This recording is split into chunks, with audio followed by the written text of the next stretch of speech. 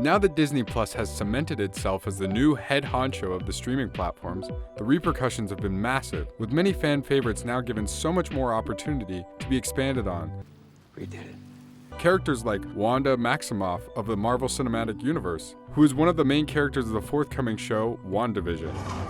Consider it done, man. Oh, darling, that's wonderful.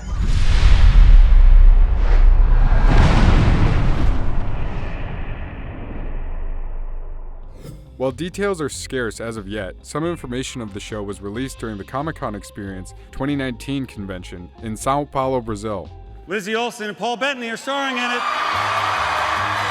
And at Disney's yearly fan expo, D23. What can fans expect? Well, suffice to say, a whole bunch of alternative universes, all wrapped up in a sitcom-esque show. I wonder if that will mean MCU-style action paired along with canned studio laughter. You take away my world, I take away yours. The name of the show references both main characters, Wanda Maximoff and Vision, played by Elizabeth Olsen and Paul Bettany, respectively. During the Comic-Con Expo in San Paulo, Brazil, the first look of the series was revealed with a simple black and white photo that shows the two together as a mid-20th century couple looking happy on a sofa, and nothing like how the characters appeared in films. How can this be though, considering Vision's untimely fate in Infinity War? We don't trade lies, Captain. Well, according to Digital Spy, is that Wanda has conjured up a false reality in which the characters are happily married. Another theory of the show, reported by Cinema Blend, has suggested that given the 1950s look to the show, it may also expand the 2015 to 2016 comic book series about the Vision, where he attempted to create an android family in the idyllic 1950s suburbs, to devastating effects. The lead writer of the series, Jack Schaefer, also told IGN that the series would be super avant-garde and weird. We have these big meaty questions that we get to spend more than 2.5 hours exploring. This is looking like one of the weirdest sitcoms in recent memory. Its molecular integrity could fail. What we do know for certain is that the show will center around Wanda as she develops her alter ego, Scarlet Witch, which is yet to be mentioned in any of the prior MCU films. The Marvel Studios president stated, "We have the opportunity to tell their story and show more of what Wanda could do, more of what makes Vision, Vision, and more importantly, reveal a name that I'm not even sure we've said in the MCU yet, but we make a big deal of in the show. Is that the fact that Wanda is the Scarlet Witch? And what does that mean?"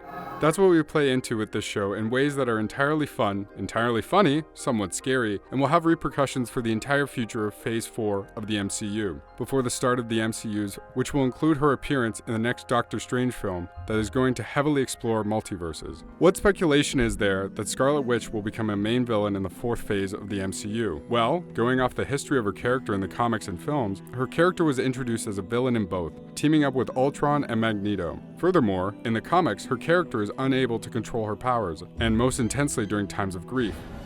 You took everything from me. In Endgame, the character is not pursuing Thanos for the betterment of mankind, but because she has a vendetta against him. Her repeated instability looks like a perfect storm waiting to happen. A popular theory making rounds on Reddit suggests that she will discover a timeline missed by Doctor Strange in Infinity War, where Vision lives as opposed to Doctor Strange. The revelation will cause her to blame Doctor Strange for Vision's fate, causing her to go ballistic and threatening the safety of the future.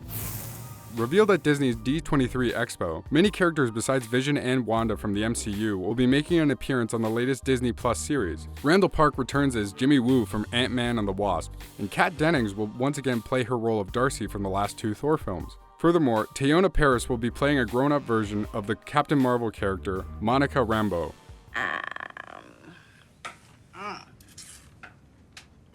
Yeah, well. So how long will you have to wait until the release of arguably the weirdest and most surreal series to come out of the MCU universe? Well, unfortunately, quite a while. Filming of the series reportedly just began in November. The first episode isn't expected to be released to the Disney Plus platform until early 2021. In a similar vein to The Mandalorian, the series will not be bingeable. Well, at least not at the inception of the show, as each episode will be released weekly. On the bright side though, the long wait for the release will allow fans to save their money to purchase yet another streaming platform. Remember the good old days when streaming was supposed to be a cheaper alternative to cable? Now it seems that with all these streaming exclusives, staying current with your favorite series is going to cost you as much as the average cable package. Oh, well, maybe it's only temporary. Maybe it's only psychosomatic. Are you excited to see the release of WandaVision? What do you suppose will happen? Not able to wait for more than a year for the series release? Be sure to subscribe to CBR to ensure that you will be up to date on all WandaVision the moment we learn about it. Also, remember to turn on notifications so you'll never have to miss a video from us due to the pesky YouTube algorithm.